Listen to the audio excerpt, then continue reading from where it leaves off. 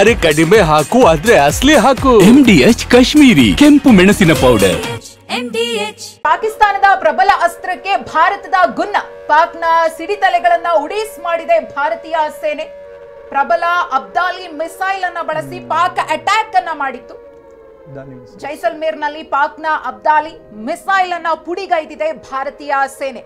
450 kilometre ದೂರ ಸಾಗಬಲ್ಲಂತಹ Abdali missile ಇದು sir. ಈ ಮಿಸೈಲ್ ಅಂದ್ರೆ ಆಗ್ಲೇ ನಾವು ಮಾತನಾಡ್ತಾ ಇದ್ವಿ, ಅದರ ಸ್ಪೆಷಾಲಿಟಿಗಳ ಬಗ್ಗೆ ಹೇಳಲೇಬೇಕು. ಅದನ್ನೇ ಭಾರತೀಯ ಸೇನೆ ಹೊಡೆದುರುಳಿಸಿರೋದು.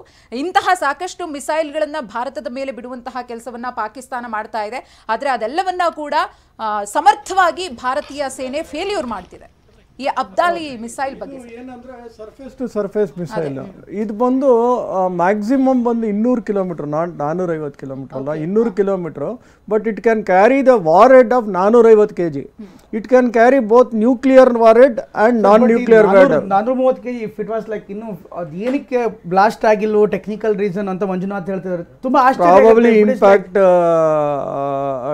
ಅಲ್ಲಿ ಬ್ಲಾಸ್ಟ್ ಆಗುತ್ತೆ, ಇಲ್ಲ ಕೆಲವು ಪ್ರಾಕ್ಸಿಮಿಟಿ ಅಂದ್ರೆ ಅದರ ಹತ್ರ ಹೋದಾಗಿ ಬ್ಲಾಸ್ಟ್ ಆಗುತ್ತೆ.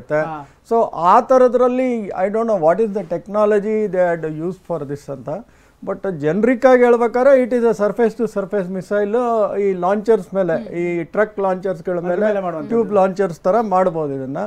So 200 kilometre range and speed is Mach 4. ಇದು ಸೂಪರ್ ಸಾನಿಕ್ ಅಂದ್ರೆ 4 ಅಂದ್ರೆ 4,500 4,000 5,000 ಕಿಲೋಮೀಟರ್ ಪರ್ ಅವರ್. ನಮ್ಮ ಇಂಡಿಯನ್ ಇಂಟರ್ಸೆಪ್ಟ್ ಇಂದ ಹೇಗೆ ಬಂದು ಬೀಳೋದಕ್ಕೆ ಸಾಧ್ಯ ಸರ್? ಇಂಟರ್ಸೆಪ್ಟ್ ಮಾಡಿರ್ಬೋದು, ಇಂಟರ್ಸೆಪ್ಟ್ ಆಗಿಲ್ದೇನೂ ಇರ್ಬೋದು, ಕೆಲವು ಮಿಸ್ಸು ಆಗಿರ್ಬೋದು, ಹೇಳಕ್ಕಾಗಲ್ಲ ನಾನು. ಸೊ ಬಿಕಾಸ್ ಆ ಮಿಸೈಲ್ ನೋಡಿದ್ರೆ ಇಂಟರ್ಸೆಪ್ಟ್ ಆಗಿಲ್ಲ, ಅದು ಹಂಗೆ ಬಂದು ಬಿದ್ದೋಗಿದೆ. ಮಂಜುನಾಥ್ ಒಂದ್ಸರಿ ಮಾತಾಡ್ತೀನಿ ಇದೇ ವಿಚಾರಕ್ಕೆ. ಮಂಜುನಾಥ್ ಅವ್ರೀಗ ಇದು ಅಬ್ದಾಲಿ ಮಿಸೈಲ್ ಅನ್ನುವಂಥದ್ದು ಒಂದು ಮಾಹಿತಿ ಬರ್ತಾ ಇರುವಂಥದ್ದು ಸದ್ಯಕ್ಕೆ. ಇದು ಅಬ್ದಾಲಿ ಮಿಸೈಲ್ ಯೂಸ್ ಮಾಡಿದೆ ಪಾಕಿಸ್ತಾನ ಅಂತ. ಇದು ಮ್ಯಾಕ್ 1 ಮ್ಯಾಕ್ 2 ರೈಟ್ ಸರ್?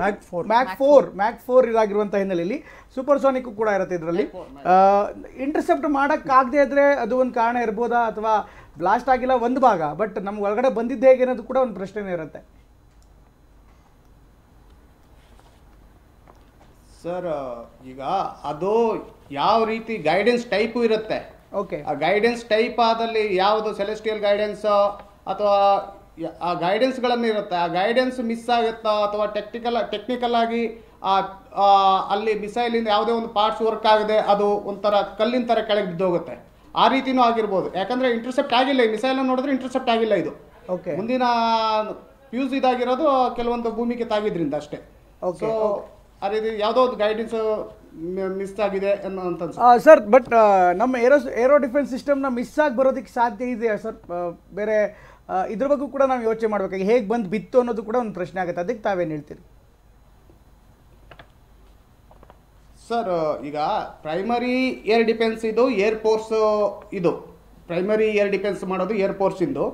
ಮತ್ತೆ ಸೆಕೆಂಡ್ರಿ ಏರ್ ಡಿಫೆನ್ಸ್ ಕಂಟ್ರೋಲ್ ಆರ್ಮಿಯಲ್ಲಿದೆ. ಸೊ ಈಗ ಕೆಲವೊಂದು ತುಂಬಾ ಟಾರ್ಗೆಟ್ಗಳನ್ನು ಇದು ಮಾಡಿದಾಗ, ತುಂಬಾ ಥ್ರೆಟ್ಗಳನ್ನು ಇವರು ಪ್ರೊಜೆಕ್ಟೈಲನ್ನು ಎಂಗೇಜ್ಮೆಂಟ್ ಮಾಡಬೇಕಾದ್ರೆ ಮಧ್ಯದಲ್ಲಿ ಕೆಲವೊಂದು ಮಿಸ್ ಆಗೋ ಚಾನ್ಸಸ್ ಇರುತ್ತೆ. ಅಟ್ ಎ ಟೈಮ್ 100 ಟಾರ್ಗೆಟ್ಗಳನ್ನು ನೀವು ಮಾಡಿದಾಗ 100 ಟಾರ್ಗೆಟ್ಗಳನ್ನು ಎಂಗೇಜ್ ಮಾಡಲಿಕ್ಕೆ 100 ವೆಪನ್ಸ್ಗಳು ಬೇಕಾಗುತ್ತೆ, ಅಥವಾ ಕೆಲವೊಂದು ವೆಪನ್ಸ್ಗಳು ಟ್ರ್ಯಾಕ್ ಮಾಡಲಿಕ್ಕೆ ಕಷ್ಟ ಆಗುತ್ತೆ.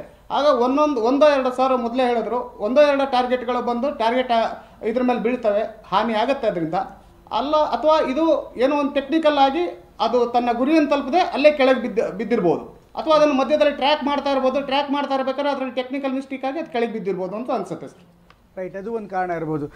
ರೈಟ್ ಗಿರೀಶ್, ನಾವು ಇದ್ರ ಜೊತೆಗೆ ಮತ್ತೊಂದು ವಿಚಾರ ಅಂದರೆ ಈ ಎಲ್ಲ ಮಿಸೈಲ್ಸ್ಗಳ ಜೊತೆಗೆ ಇಲ್ಲಿ ಆಗ್ತಾ ಇರುವಂಥ ಹಿಂದೆ ಬ್ಯಾಕ್ ಚಾನಲ್ ಟಾಕ್ಸ್ಗಳ ಬಗ್ಗೆ ಕೂಡ ನಾವು ಮಾತನಾಡಬೇಕಾಗತ್ತೆ. ಈಗ ಅಮೆರಿಕ ನಮ್ಮ ಜೊತೆಗೆ ಮಾತನಾಡಿದರೆ ನಾವು ಸುಮ್ಮನೆ ಓಕೆ ನೀವು ಮಾತಾಡಿದರೆ ಓಕೆ ತುಂಬ ಚೆನ್ನಾಗಿ ನಡೀತಾ ಇದೆ, ನಿಮ್ದು ವಾರ್ ಮಾಡಿ ಅಂತ ಯಾರೂ ಕೂಡ ಹೇಳಲ್ಲ. ಅಟ್ ದ ಸೇಮ್ ಟೈಮ್ ನಿಮ್ಗೆ ಸಪೋರ್ಟ್ ಇದೆ ಅಂತ ಹೇಳ್ತಾ ಇದ್ರು ಕೂಡ there are lot of things ಅಲ್ಲ ಡಿಸ್ಕಷನ್ಸ್ ಆಗಿರುತ್ತೆ. ಪ್ರಮುಖವಾಗಿ ಈಗ ಅವ್ರಿಗೆ ಮಾತಾಡಿ ನಮಗೆ ಮಾತನಾಡಿದ್ದಾರೆ ಅಂದರೆ there has to be some negotiations. ಅಂದರೆ ಪಾಕಿಸ್ತಾನದವ್ರ ಜೊತೆಗೆ ಮಾತಾಡಿ ನಮ್ಮ ಜೊತೆಗೆ ಮಾತನಾಡ್ತಿದ್ದಾರೆ ಅಂದರೆ ಸುಮ್ಮನೆ ಅಂತೂ ಮಾತಾಡಲ್ಲ.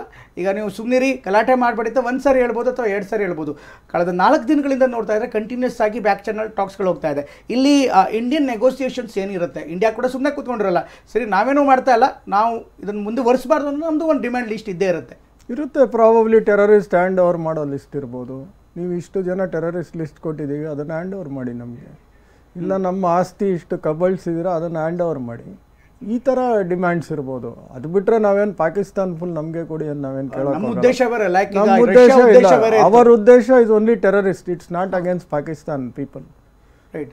So you hand over the list of the terrorist who are roaming freely, ನಮ್ಗೆ ತೊಂದರೆ ಮಾಡಿ ಅಲ್ಲಿ ರೋಮಿಂಗ್ ಫ್ರೀಲಿ ಮಾಡಿಕೊಂಡು ಮಾಡ್ತಾ ಇದ್ದೀರಾ, ಇಷ್ಟು ಲಿಸ್ಟ್ ನಮಗೆ ಕೊಡಿ. ಈ ಜಾಗ ನಮ್ಮದು ಕಿತ್ಕೊಂಡಿದ್ದೀರಾ, ಆ ಜಾಗ ನಮಗೆ ಕೊಡಿ, ಇಷ್ಟು ಕೇಳಿರ್ಬೋದು. ಅದು ಬಿಟ್ಟು we don't have any other intentions. Our war is against terrorist. Once you give that POJK where you having all your launch pads ಜಾಗ, ಅದು ನಮ್ಮ ಜಾಗದಲ್ಲೇ ಇಟ್ಕೊಂಡು ಲಾಂಚ್ ಪ್ಯಾಡ್ಗಳು ಮಾಡ್ಕೊಂಡು ಇಟ್ಕೊಂಡಿದ್ದೀರಾ, ಆ ಲಾಂಚ್ ಪ್ಯಾಡ್ಗಳನ್ನೆಲ್ಲ ಡಿಸ್ಮ್ಯಾಂಟ್ಲ್ ಮಾಡ್ಕೋತೀವಿ, ನಾವು ಅದನ್ನು ಕಂಟ್ರೋಲ್ ಮಾಡ್ಕೋತೀವಿ. ಸೊ ಇನ್ನು ಮುಂದೆ we will see that zero terrorist ಬರದೇ ಹೋದರೂ at least it will reduce by 60 to 70%. So we have the peace. ಅವರು ಕೂಡ ಉಗ್ರವಾದದ ವಿರುದ್ಧ ಇದ್ರೆ ಮಾಡಲಿ, ಇಷ್ಟೇ ಕೇಳಿರ್ಬೋದು, ಇನ್ನೇನು. See our intentions are very clear. Okay sir, ಮಾತಾಡ್ತೀನಿ. ಇನ್ನಷ್ಟು ಡೀಟೇಲ್ಸ್ಗಳು ಬರ್ತಾ ಇದೆ. ಅಫ್ಕೋರ್ಸ್ ಈಗ ಮಾರ್ಕ್ ರೂಬಿಯೋ ಭಾರತ ಜೊತೆಗೆ ಮಾತನಾಡ್ತಾ ಇದ್ದಾರೆ. ಭಾರತ ಕೂಡ ಡಿಮ್ಯಾಂಡ್ ಲೀಸ್ಟ್ ಕೊಟ್ಟಿರುವಂಥ ಸಾಧ್ಯತೆ ಇದೆ ಅಂತ ಹೇಳಲಾಗ್ತಾ ಇದೆ. ಯಾವ ರೀತಿ ಆಗುತ್ತೆ, ಮುಂದೆ ಹೇಗೆ ತಿರ್ಕೊಳ್ಳುತ್ತೆ, ಮಾತುಕತೆ ನಡೀತಾನೆ ಇರುತ್ತೆ. ಇಂಥ ಒಂದು ಸಂದರ್ಭದಲ್ಲಿ ಹಾಗಂತ ತತ್ಕ್ಷಣಕ್ಕೆ ನಮಗೆ ರಿಸಲ್ಟ್ ಬರುತ್ತೆ ಅಂತ ಎಕ್ಸ್ಪೆಕ್ಟ್ ಮಾಡೋಕ್ಕಾಗಲ್ಲ. ಸಾಕಷ್ಟು ಡೆವಲಪ್ಮೆಂಟ್ಗಳಾಗ್ತಾರೆ. ಇನ್ನಷ್ಟು ಡೀಟೇಲ್ಸ್ಗಳನ್ನ ಕೊಡ್ತೀನಿ ಚಿಕ್ಕ ಬ್ರೇಕ್ನ ಬಳಿಕ. MDH ನ ಕಿಚನ್ ಅಲ್ಲಿದ್ರೆ ನಾವು ಎಲ್ಲವನ್ನು ಮಾಡಬಹುದು. ಬೆಂಗನ್ ಕ ಬರ್ತಾ, ಆಲೂ ಗೋಬಿ, ಭಿಂಡಿ ಮಸಾಲಾ, ಇನ್ನೂ ಬಹಳಷ್ಟು. MDH